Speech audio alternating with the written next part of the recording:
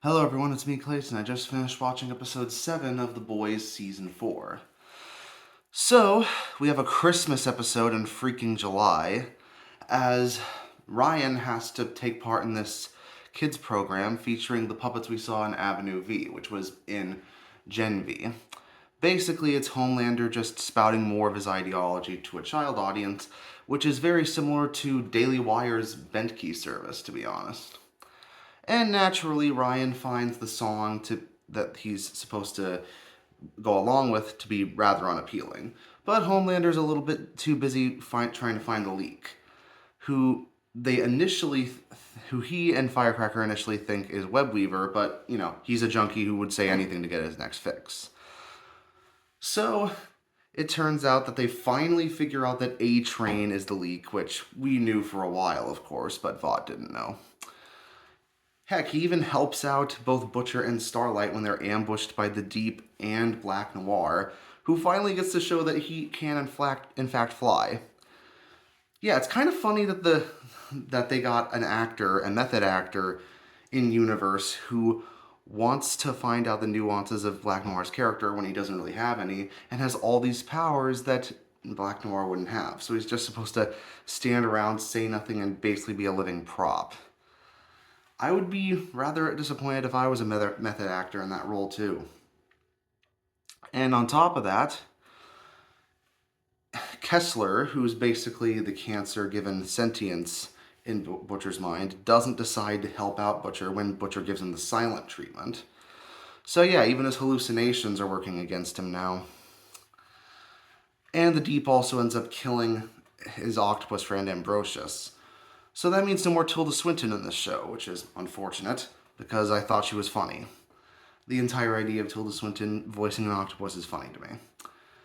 And also, Sister Sage knew that A-Train was the leak and chose not to tell Homelander about this at all, because he was basically her way of handling misinformation.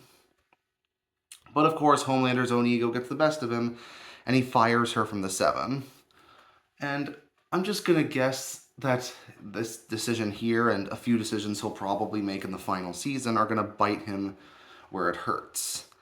Because if there's one thing that all fascists end up doing that ends up biting them, it's having an ego so large that they end up making decisions just to feed said ego. And Homelander's, of course, always had an ego, literally from the first season. But some good news is that Mother's Milk, while initially deciding to leave the country with his family, he decides to stay around after his panic attack from last week. And on top of that, Huey and Starlight look like they're gonna try and get back together after Huey has an unsuccessful attempt at trying to convince Newman not to go along with the attempt for the presidency, especially since he knows that Homelander is going to kill Robert Singer and take over the country.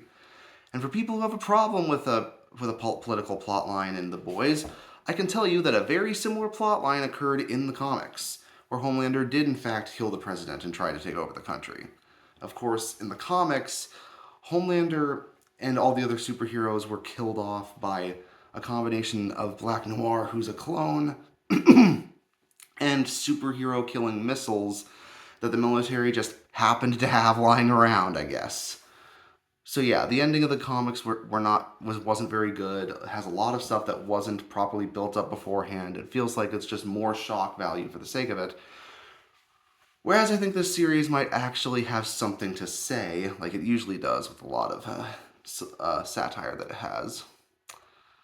So, since they're going all in with sending Robert Singer to a very similar place as a certain riot that occurred at the beginning of this presidency, I'm just going to take a wild guess and say the finale is going to have a lot of references to that riot, and it's just going to have a lot of chaos in it. So we'll see you next week for the finale.